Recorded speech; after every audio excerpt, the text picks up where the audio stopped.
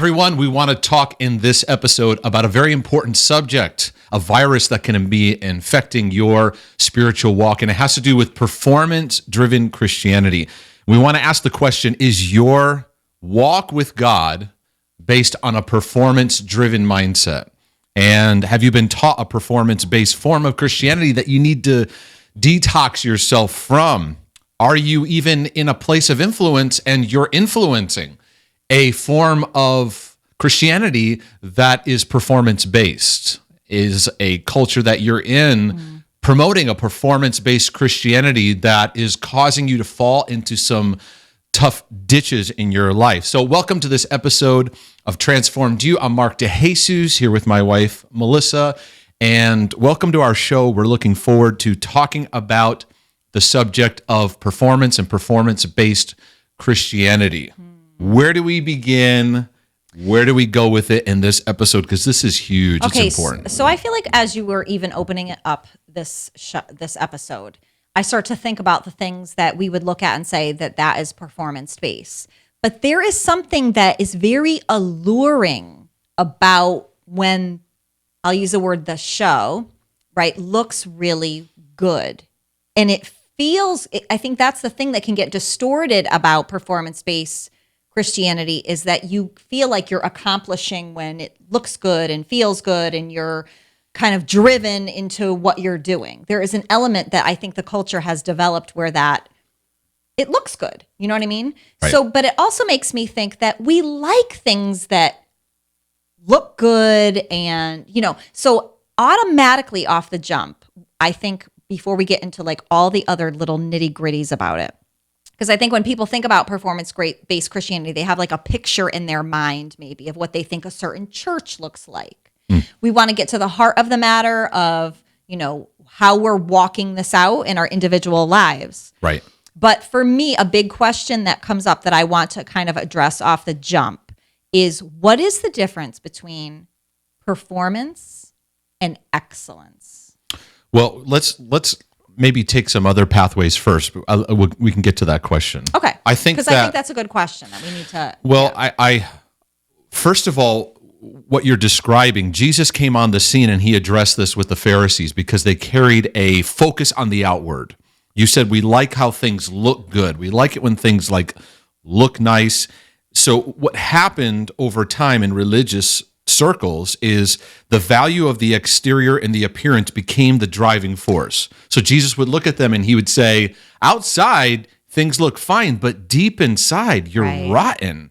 And part of that is you live a life where the exterior becomes the focus. Let me maintain the exterior. It does. We hold that up as like an idol, right? So now you attach that to modern living of America and like the highlight of success, the world of what success looks like. So what we then do is we then look for how can we look successful, and then that becomes the God of methods and formulas and things. And we lose ourselves, we lose our authenticity in the name of really deep down, we want things to look good and appear well. Right. And Jesus really made people uncomfortable because he was like, first of all, like, that's meaningless. And by the way, behind all that glitz and glamour is some rotten stuff. Right. And that infuriated them.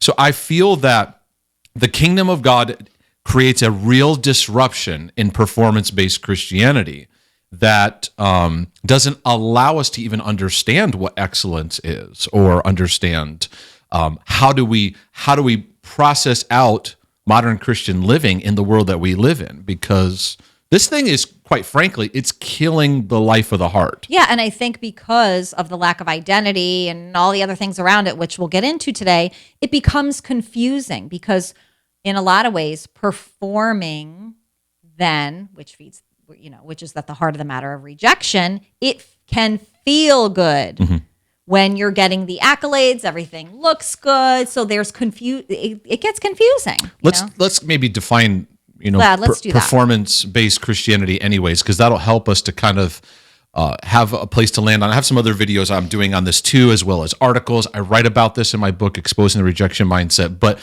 basically, performance-based Christianity comes down to your identity and your sense of love, your sense of validation and affirmation. So, those areas, they're based on what you do and how well you do it. So there's this driving force of what you do. So there's the performing, what you do. Performance isn't just when you're on a stage. It's a burden pressure that you have of doing and how well you do it. So then there's like an aspect of perfectionism that comes in that's critiquing and being a pressure-filled critic to how well. And that's how you evaluate. So how do you feel good at the end of the day? What I did and how well I did it. And nobody can feel good with that as a foundation because it's going to leave you empty. It's going to leave you dry. Right. But yet we still serve it. We still follow it. We still live off of it as a driving force. So you said the question, you said, well, how do you determine that versus excellence? Right. Because I think that can become confusing. Right. Well, I think, you know what I mean? I think what it comes down to, I would contrast excellence and perfectionism in performance. Okay. So you have performance Okay. and perfectionism there together. And then on the other side, you have excellence, right? Excellence can be defined as giving God your best. I kind of, when I say the word excellence, I feel like the word honor can come up too. Yeah. So I find excellence is you're giving of your best from the heart. And I think that what differentiates excellence and performance is the driving motive. So now people want to it's this, and this. No, it's really the motive. Jesus was always cutting to the heart, where the Pharisees, for example, we're always dissing on the Pharisees, right? But these guys were really well studied, smart. They weren't just, religious idiots. Right. They were incredibly intelligent. But what had happened was Jesus cut right to the heart of motive. There's a pride here. There's a sense of God is working in you because of the metrics you apply to it. So let's apply that to today. A church that is 50 is not successful. And a church that's climbing and 50, thousands and thousands and keeps growing numerically, that becomes the metric now. And we're evaluating. So it's just a question to ask. If God moves powerfully where people's lives are touched and there's a tangible sense of people experiencing who God is in dynamic ways, but at the end of that gathering, whatever it is, whether it's in your home or it's in a church building or it's a meeting or gathering, if the follow-up thought is what were our numbers and what were the finances, right? And they weren't as, maybe good as last week, then now it's that's the evaluation. That becomes the reading for how successful we are. And quite honestly, I feel there's nothing wrong with growth. There's nothing wrong with wanting to grow numerically and all those kinds of things. That has become the God, though, and it's leaving a lot of pastors in depression. It's leaving a lot of people feeling like they're unsuccessful because they're measuring things by comparison and they are not valuing what God is doing in their life. Then they're looking at other growth models and saying, well, I need to do that. Then what you're doing is you're trying to gain the world and lose your soul. You're losing your identity, trying to be something that you're not. When I talk to any church leader that comes to me and we're working on stuff together, I want to find out what's the unique thumbprint on that person. And we don't. That wasn't taught to me. It wasn't taught to me to really celebrate the things that God made me to be and what he wanted to do through me. I was constantly beating up all the areas that were either weak or that other people had that I didn't in certain areas. And it's just like a terrible recipe. So I think it's motive. It's motive. What's the driving force? And here's the danger. The danger is when performance-based Christianity is in the midst, two big problems happen. One is people are constantly in a works relationship with God. Secondly, the culture moves into a machine where now the form becomes the driving force, not the organic Spirit of God. And this is really tricky because modern church tends to follow the modern business model. I'm not saying it's wrong. I'm saying it becomes the God to drive everything. And now we're losing the sense of, is that thing what God really wants us to do and us to be? It's kind of like, well, if we want to be successful, that's what we have to do. Right. And it's like, that may not be true. Yeah. But when you're in performance based arena, it now becomes the driving force of the culture. It does. And then the church body becomes so unhealthy because we're feeding this. We're not helping the pastors and those leaders because our mindset, even when we look around, is why isn't the church growing? Are we doing enough for missions? Are we like everybody has these undercurrents of what we think is successful church, and it feeds, unfortunately, and we're all not perfect, and your leaders are not perfect, and we're working out all of our stuff, and unfortunately, those mindsets just creep up, right. And it's a dangerous culture. So you get on the stage, and there's a pressure. And there isn't a flow to just be who God made you to be. Sometimes the churches that can be really successful in their performance, it's like there's zero flaws. And it subtly conditions us to a perfectionistic mold that over time doesn't allow for just hiccups and things, and because life isn't a perfectly well orchestrated. Now, don't get me wrong. If you have like your church presentation, you have a play, or you practice and you want things to be done right, but many times our gatherings are so focused around getting a show together, and people are not. People are, I think, more and more are wanting just the organic, real life interaction. It's just, I'm not saying that I have all the answers. What I am saying is that performance based living is creating a lot of deception in how people relate to God, because most Christians they base their relationship with God based on how much they're involved and serving and giving, and it gives an endorphin rush. It does feel good to serve people. It does. But now it's like, I'm good with God right now because I've been giving. It's like, no, you're good with God because he loves you. Right. Like, and we're lost in the doing. So when we don't feel connected to God or feel well about ourselves, like, it's because I'm not doing, and then we feel guilty, and then we try to spend time with God, and it's like, I'm not spending enough time with him, and it's all this like not doing enough, and it's a new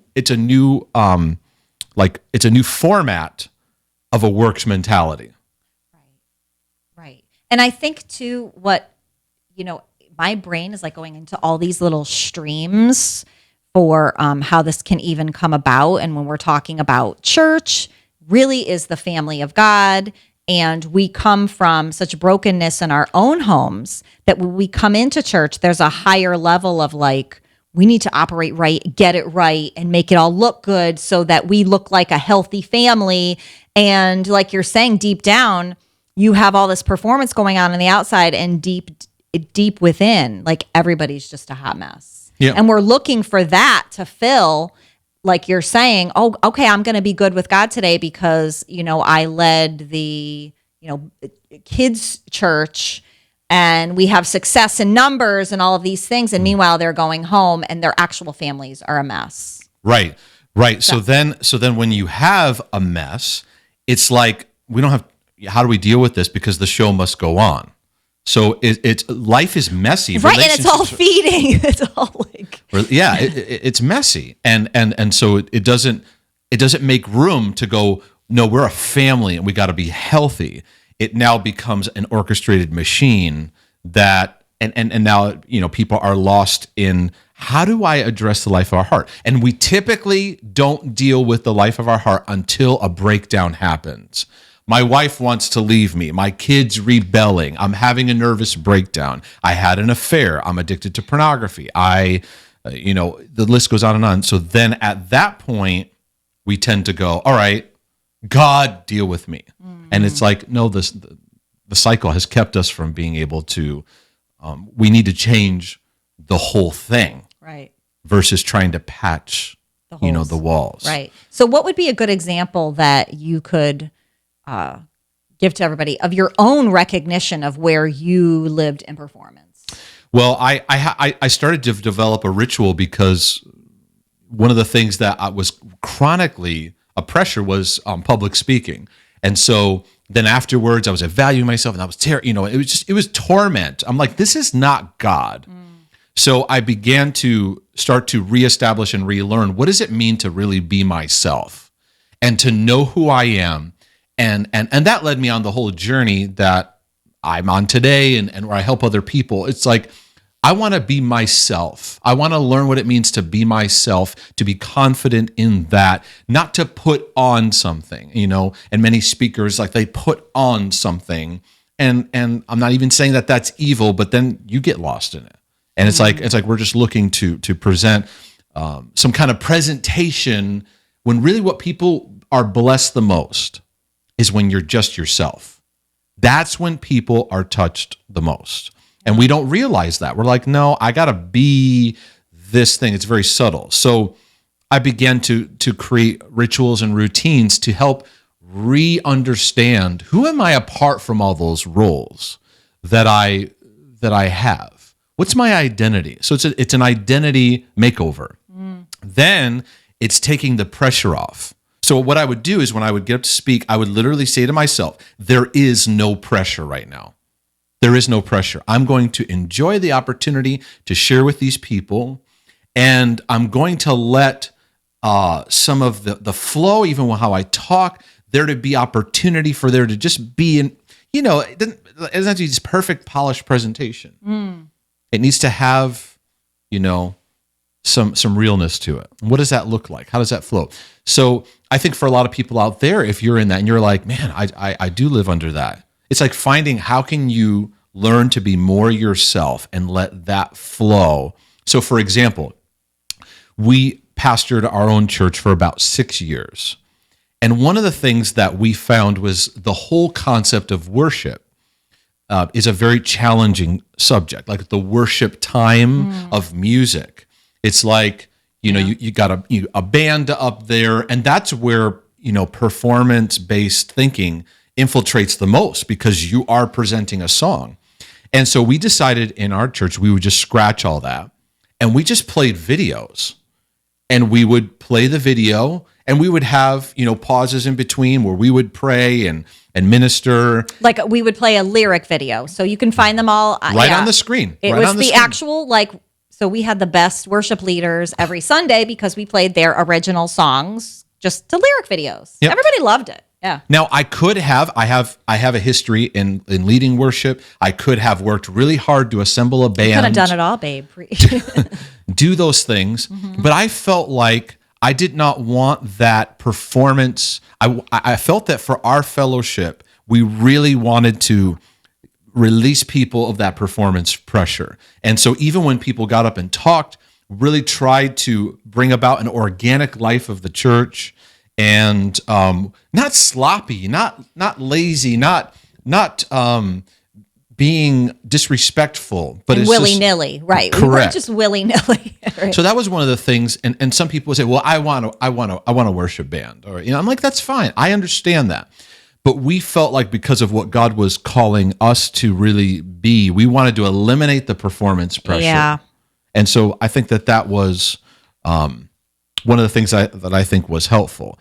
But there are so many ways that it infiltrates the culture. Maybe we can talk about this now. Okay. So like when we teach, if we're honest, there's a lot of times when we teach principles of the kingdom, we're giving people a list of all these things that they need to do. I was reading one of the articles I clipped that We think we earn God's blessing or forfeit it by how well we live the Christian life. And it's very concerning because Paul dealt with this a lot in the churches that he was overseeing, was that you're entering into works. Like you've come into grace, but you slide back into that works. It's the way you feel safe. And we tend, as human beings, we tend to lean towards just give me the rules, give me the 10 points, I'll follow that, and that's it. And God is going, it's about relationship. It's about my love. It's about my grace working and operating. And so many times we can if, for example, somebody's in financial hardship, they may be in financial hardship because they're just going through financial hardship, right? But then they can listen to a message. Well, what broke my financial hardship was I started giving in this way and I gave everything I had, or I did this. And they're like, that's why I'm not being blessed, because I'm not doing that, right? So then we relate to God from an A plus B equals C. And if C is happening, it's because A and B are not happening. And we create these equations now with people. And so if you're sick, it must mean this. If you have going through this, it must mean this. And I've lived long enough to realize it's just not really true like that. Right. And I think that in our teachings, we need to teach people of relational connection with God, because there's so much more to stuff that's happening in our lives that I feel like performance messes up a lot of people. And a lot of people that come to me for coaching, they've been taught performance their whole life, and it's a treadmill they don't know how to get off of. So do you think it's because as we're talking about it, I think that there's an aspect of performance. How do I word this so we can best address it? So performance could come both ways, where you're maybe not, so let's take this example, like you're not spending time with God in the way that you're being filled. And so we then come to the table going, I don't have anything to pull from, so I'm going to perform. Then you can have an aspect of I have all this knowledge, I have all this stuff, and I can use this and look good and sound good. But really, they both have the same roots to them, correct? Because there's an element of it that it does go back to the heart of then loving yourself, what your relationship looks like with God, how you're kind of coming out of that and then performing. Do you understand what I'm saying? Well, I tell people that this is my opinion. I think two people can be doing the same thing. Right. Okay. That's good. Yeah, go ahead. Okay. One person is in performance, the other one isn't, but they're actually doing the same thing. Right. So two guys can be working on a construction site, both working jackhammers. No, all the same information. I'm right. I'm using a jackhammer because that's a Okay. heavy duty piece of machinery that you're working with, and one can be under performance pressure, the other one's not. The one under performance pressure, it's exactly that. There's pressure. Yeah. Okay. They're motivated by a pressure. So the pressure often comes out of an anger, and the anger is an empty place of not feeling loved. So many of the high achieving performers that are out there, there's an edge of anger they carry. Right. It's very That's clear. good. It's very clear. Yeah. It drives them, and they become very type A personalities. Which, if you don't know this, the type A personality was developed because they were trying to figure out what are the traits of somebody who's prone to having a heart attack. I thought was it cancer? No, it was to have a heart Heart attack. attack, right. And these are the people that are most likely to have a heart attack. Right. Because they have an internal pressure, there's an anger, there's an edge, they have a perfectionism, there's this ramped up, incessant, go, go, go kind of thing. And so in studying, they were studying the pathology of all these things and going, there's this kind of makeup that seems to surround these kind of people. And they called it type A. So we kind of go, yeah, he's kind of type A, and we just kind of shrug it off, and it's like, wait a second. Right. I don't know that anybody wants to be that. So then we say, well, the type A's are the ones that change the world, that develop technology and those kind of things. And it's like, okay, I hear you. Can you be someone who produces great things, but not be a jerk, not be under that pressure, not be those things? I believe you can. And this is where performers have to let go of this. God is going to work in his grace. Where his grace is, his power is present, right? Grace is what? It's God's operating power on our hearts and our lives, right? He does it through us. We yield to it and it works, so that when we see things, we go, this is God, right? How much do we look at what we're doing? And let's be really, really honest. We look at it and we go, we did some good stuff here. Right. And whether God is there or not, it's going to happen, because with pure human energy, you can do amazing stuff. Right. You know, at the Tower of Babel, they go, hey man, we're going to raise this building to heaven. And this is before we had construction cranes and all these things. And God looked down and he didn't dispute. He says, because they're one, they're going to actually go to some dangerous places. It's the like human achievement is this thing I believe Satan actually uses as a way to discount God, because we can do it. It's man-centered, right? So here's the danger, and this is just like my opinion. I'm not saying this is thus saith the Lord.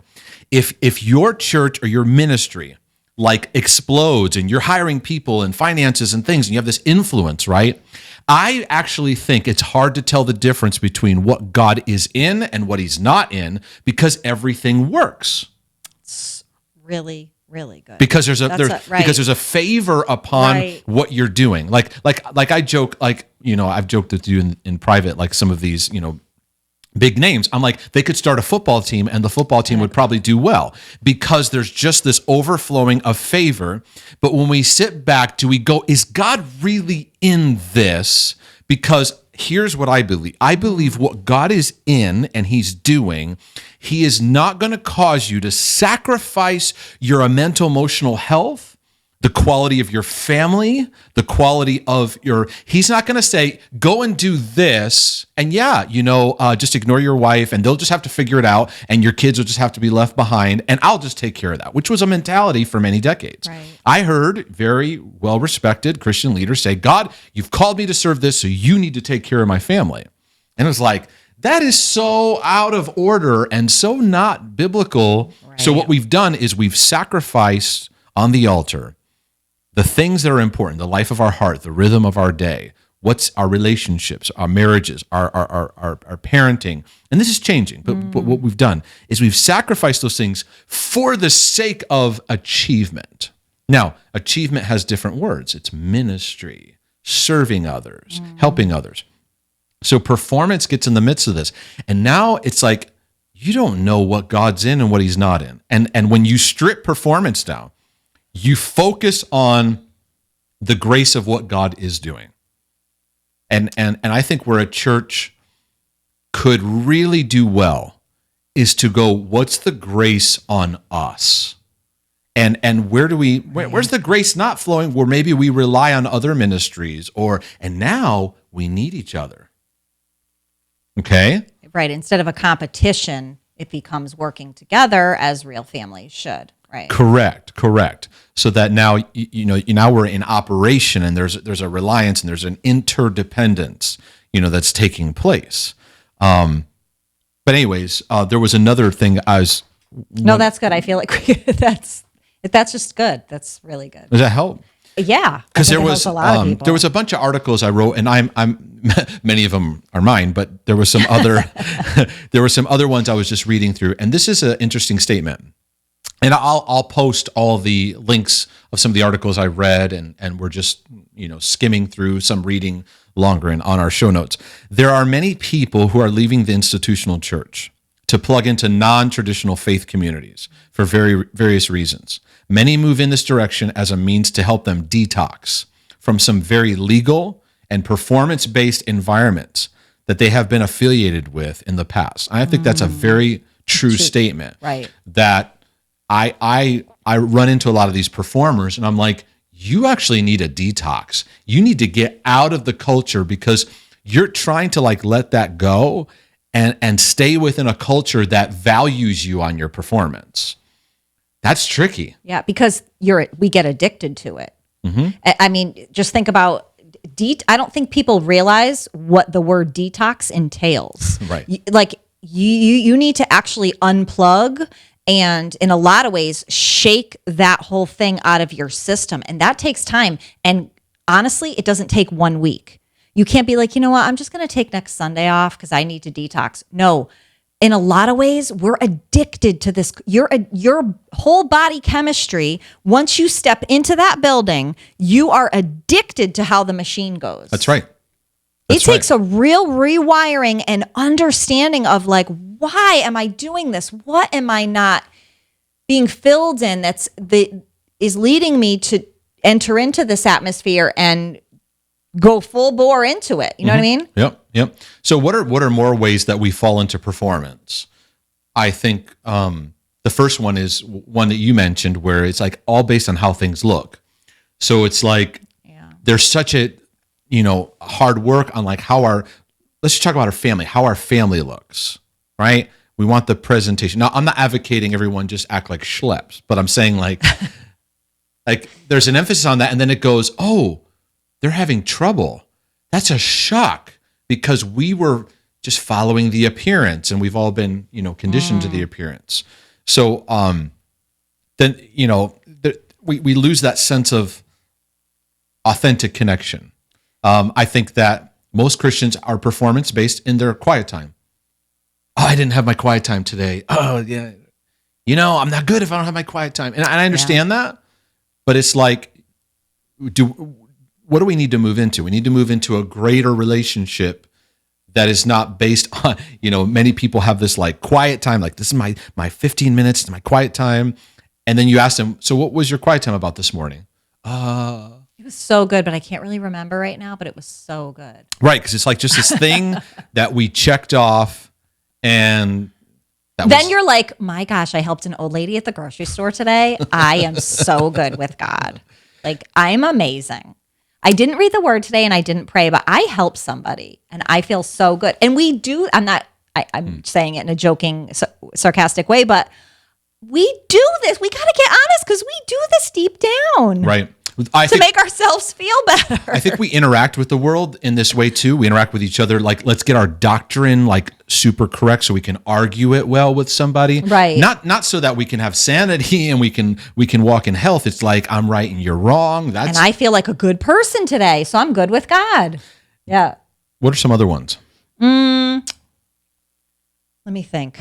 I think that sometimes you go into places because I have a spectrum of people that would be more like in a Baptist non-denominational stream of faith, some that are more in like charismatic Pentecostal. I think that many times in the charismatic Pentecostal arenas, there is a badge of spirituality that people carry of I've experienced God in this way. And everybody wants to have that, and then we portray it to each other of this is what God told me, and the Holy Spirit did this, and I saw an angel, or I had this thing, and it becomes like a badge. Like I can see, and it's funny because even when I'll maybe teach somewhere, and we're talking about healing of the heart, and there's even people there that are like, yeah, this is what I'm doing too. Right. They're doing it in a performance way. And it's like, no. We're not going to experience heart healing when you're the heart healing superhero and you performing. And it's like, oh, we're missing the value. And then people have their position. Well, I'm a pastor this, or I have this, I'm a prophet and I'm this. And it's like, we're taking all these spiritual things and now wearing them as performance badges. Yeah. The whole thing's exhausting when you think about it. Like it makes me exhausted. And I can see where the world is looking in and going, yikes. I think that pastors are under a tremendous amount of performance pressure that they need to be released from. It'll take a cultural shift to go, we're going to do life differently. We're going to focus on what God's focusing us on, and that's what we're going to do. Yeah. And we want you to have strong marriages and strong families, and that's what we're going to do. and we're going to really pay attention to the work and the fruit of the Holy Spirit and what he's doing in our lives. We're going to pause. We're going to take some time, and we're not going to let the machine just take over. Yeah. You know, I feel for pastors that have to every week come up with something to speak on, when in reality, it's like that word you gave last week probably wasn't applied by everyone and needs to just be reflected on. Right. And you know, there's so many things that I think we could do to make a shift. But it's the value system. Again, it goes back to the definition. How do you feel loved and how do you feel validated? Right. Is it because of all the things that you've been successful at and you present that to everyone? And you're like, now I'm loved. And I'm like, what if you didn't have that? Right. Well, if I could give my own personal example, because we kind of been talking of performance in a way of perfectionism and where it works. Okay. So my example kind of goes down a lane where I feel like it didn't work and that spun me out. Okay. So let's take this trail a little bit. Go for it. So when we were pastoring, we got to a place where, you know, Mark explained about how we did worship. And a lot of the times I would open service and get us into a worship atmosphere. So every week I felt this pressure to make it amazing.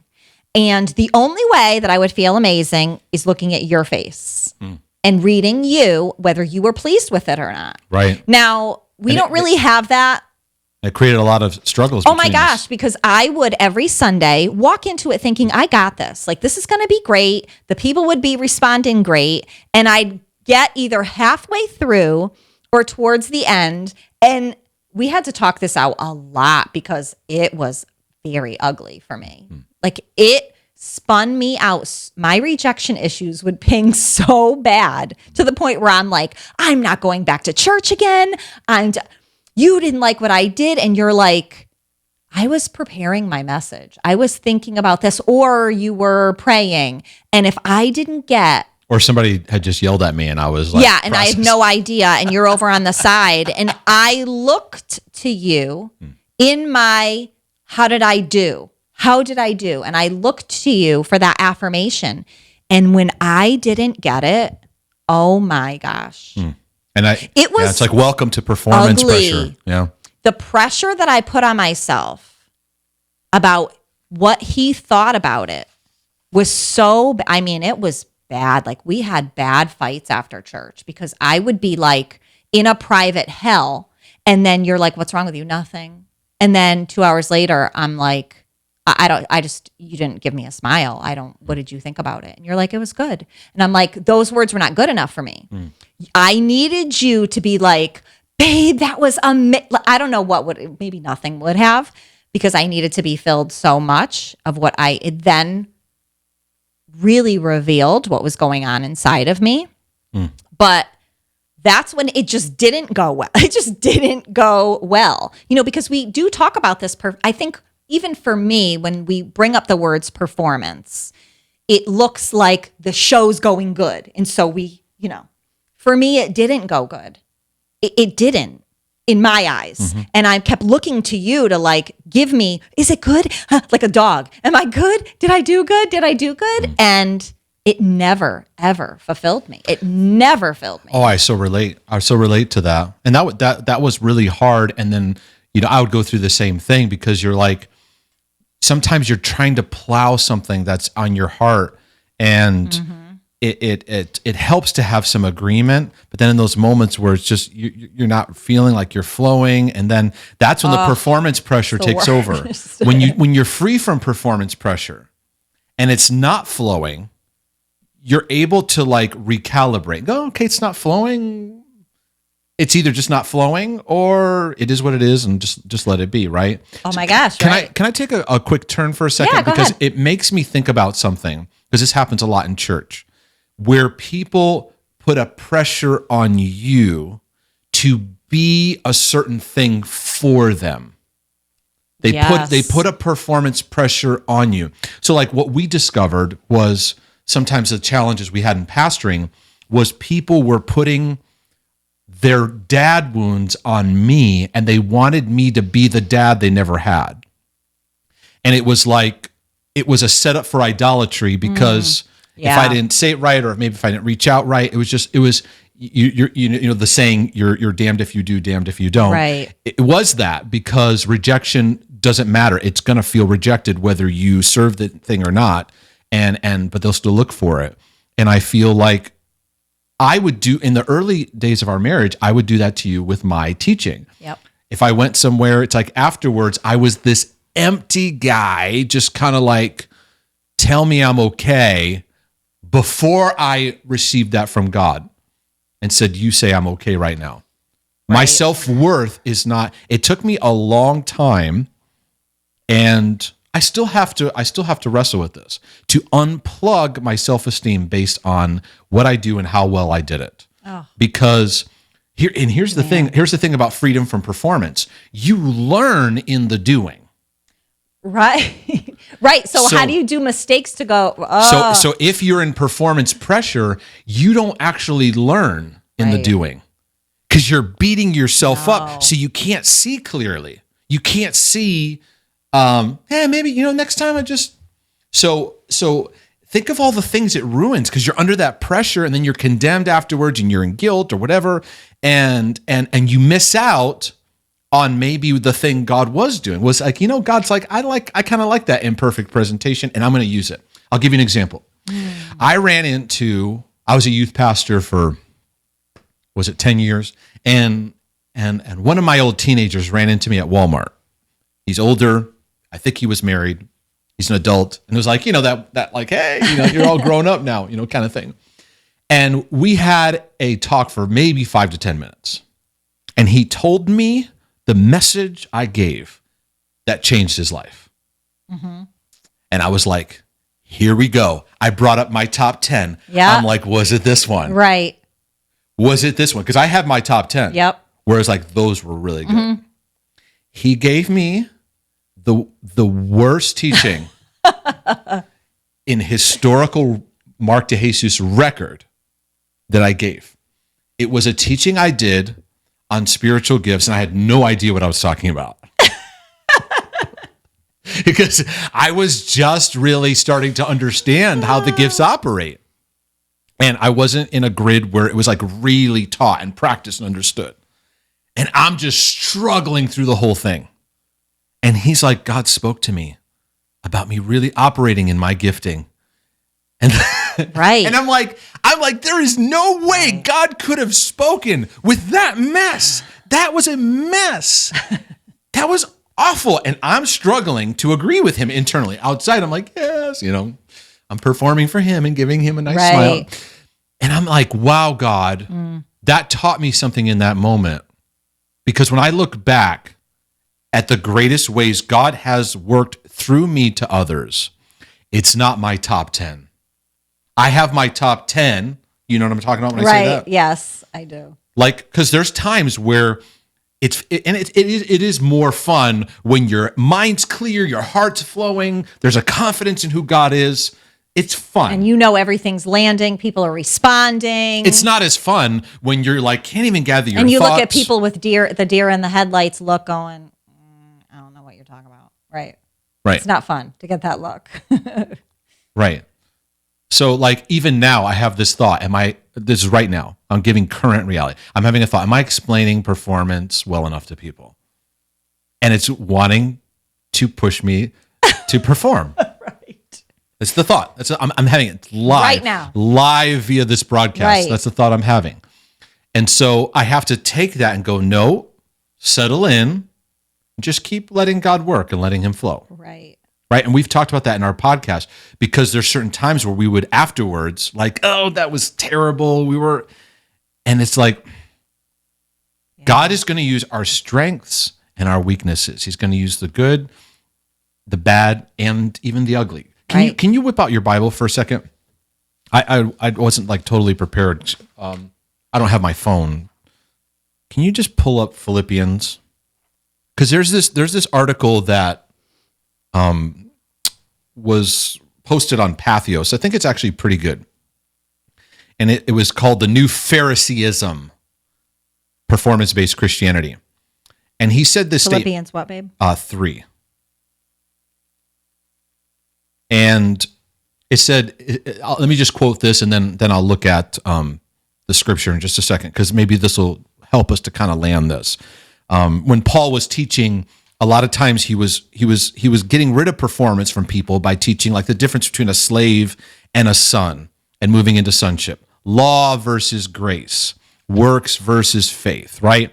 And so the writer of this article says, in Paul's day, certain religious leaders were getting inside the hearts and minds of Christians and getting them to move away from relational trust in Christ to confidence in the flesh. Because that's the thing. When you live in performance-based Christianity, your confidence is in human effort and how much you can bring to the table and how much you can do. These religious leaders were seeking to convince Gentile Christians that faith plus circumcision equals salvation. So it's like, yeah, faith in God, but yeah, you got to do this too, right? I doubt many Gentile Christians today are debating whether or not to be circumcised to make sure they're saved. However, when we struggle with a more subtle form of performance-based spirituality, expressed through a certain kind, this is what he says, a Protestant work ethic.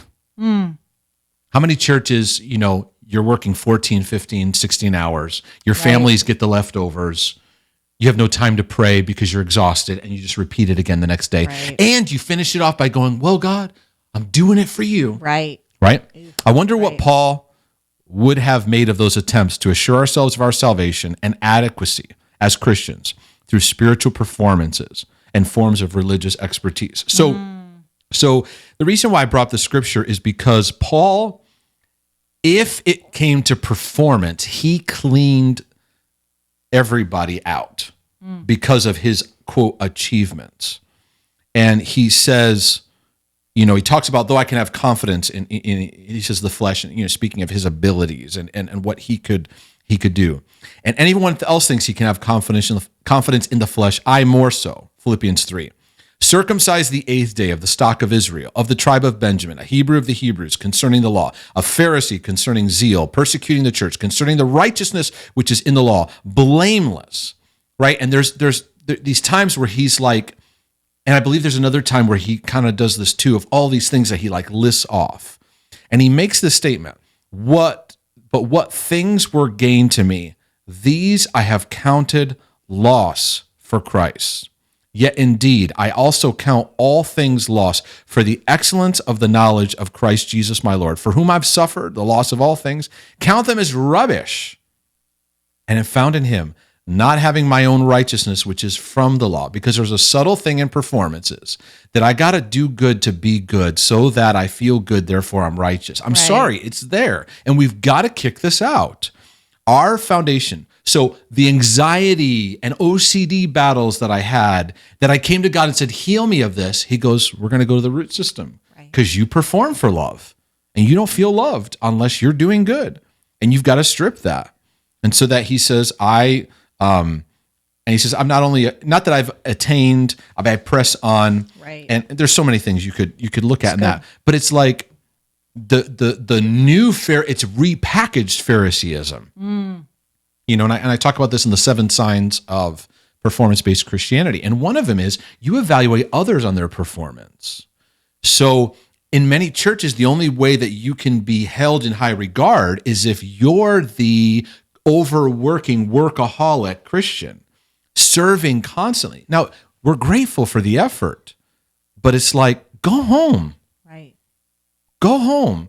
We have equated service to God as only within the context of church gatherings, and we've minimized the ministry that I have to you as my wife.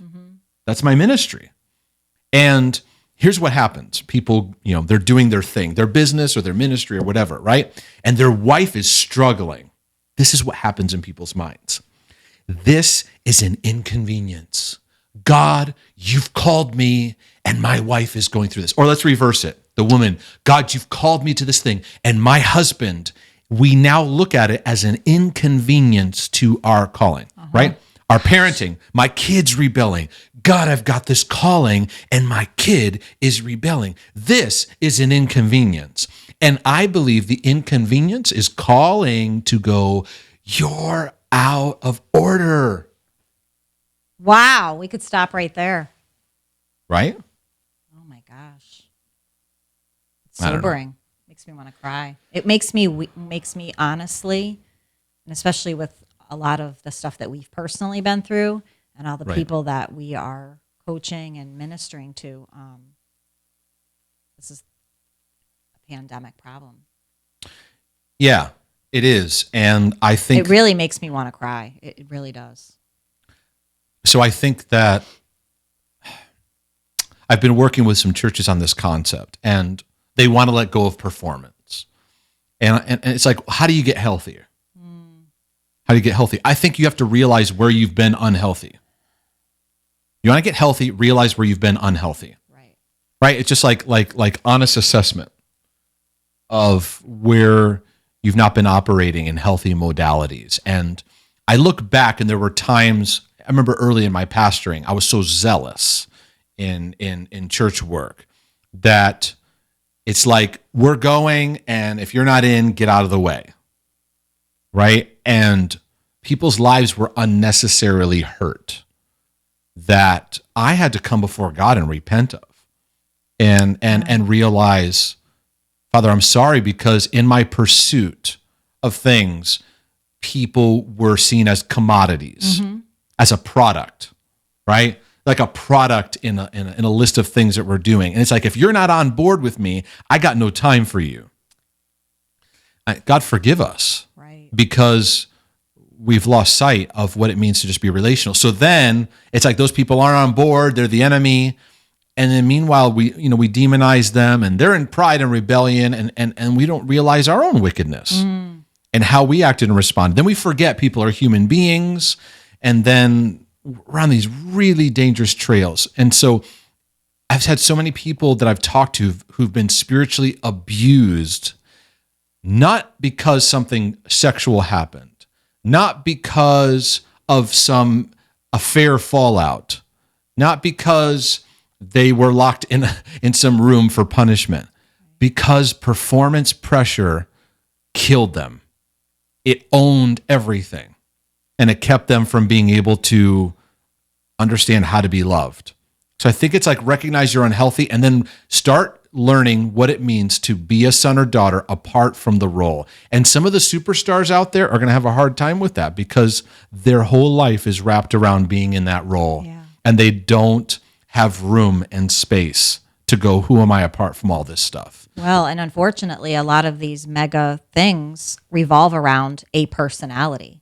We experienced that in our little church of barely 100 people. If you weren't there, people didn't show, which means people don't give typically. Like it's pushing and pushing. You got to show up, and you got to be that thing that everyone's looking for. So people would like sometimes ask me, all right, how does this really look when you stop performing? And there's a terminology that I changed that helped me, because not performing doesn't mean you don't do anything. It's getting the pressure off. Right. So the term that helped me is, I'm not to perform, I'm practicing. I'm practicing who I am. So who is Mark DeJesus? Let's start with that. I want to practice that identity as your husband. I want to practice that identity in my fathering, right? Same guy in both arenas, right? Don't we have all those things where it's like, hey, that guy that's up there, is he like that in real life? People want to know that, right? That's the number one question I get about you. Is that really him? Like, yes, it actually really is. And so I saw, all right, so like when a doctor starts his work, what do they call it? His practice. Right.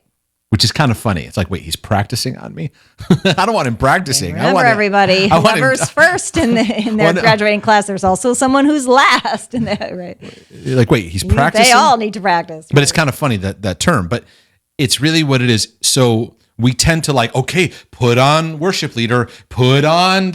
No. Put on sonship and don't take it off, and stay in that. And bring a fully loved son or daughter to every place. So I right now enjoy, like, even speaking so much more, because I just bring a fully loved Mark as best I know and now, because I'm not arrived. Right. as best I know now, to provide that. And that helps so much. When I walk away, I feel refreshed. I don't feel as drained. I feel like more settled. And it's so much more free versus the old Mark, which was quite annoying in the sense of his torment inside, Wow. And then from a practical standpoint, like, so this is something we do. Like maybe we're going through a season where finances aren't going as well, or things in what we're doing like aren't as good. The tendency is like ramp up performance. Instead, stop and go, okay, this is an opportunity for identity restructuring, and who are we really?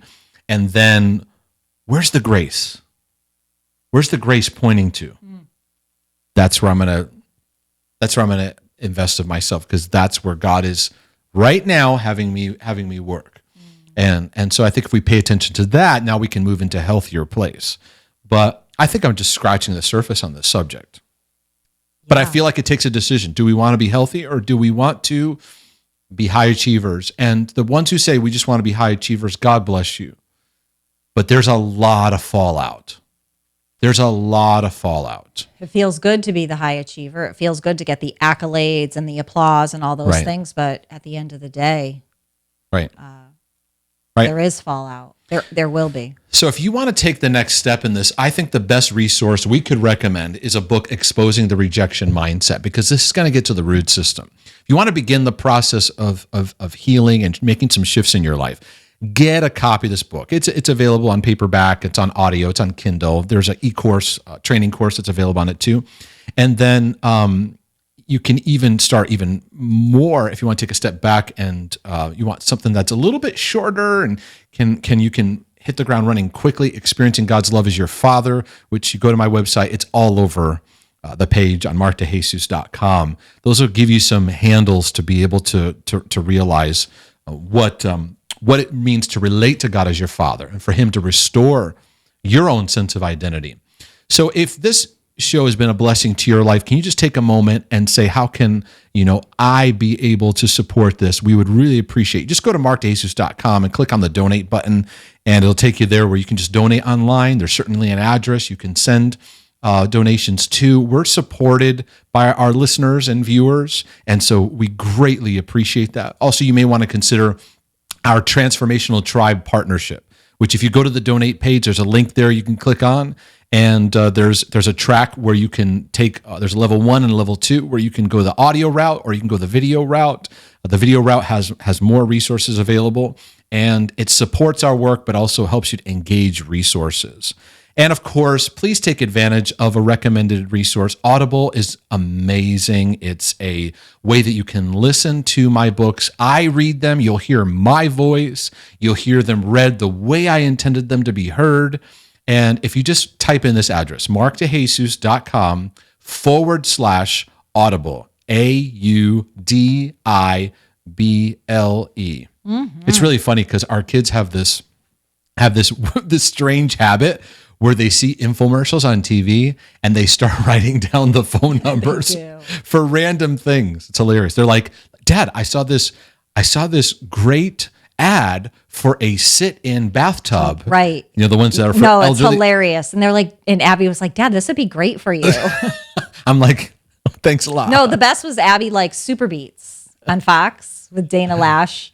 The Beats. The Beats, Super Beats. Yeah, it's a powder. Yeah, Abby's like, "These look like they taste amazing, Mom." So she wrote it down and put it on her bed. It's so funny. Anyways. Yeah. So, but if you need to spell it, AUDIBLE is how you spell Audible. But if you use our link, that helps us because we get a kickback for people that join. But it's 30 days. It's free. It's free for 30 days, and you can cancel. You get one free book. So take advantage of it. And we really, really appreciate that. But we hope that this episode will get you talking. Show this in your small groups. Play it amongst your leadership team and process out, like, what does this mean for us? And because it's not a black or white kind of thing.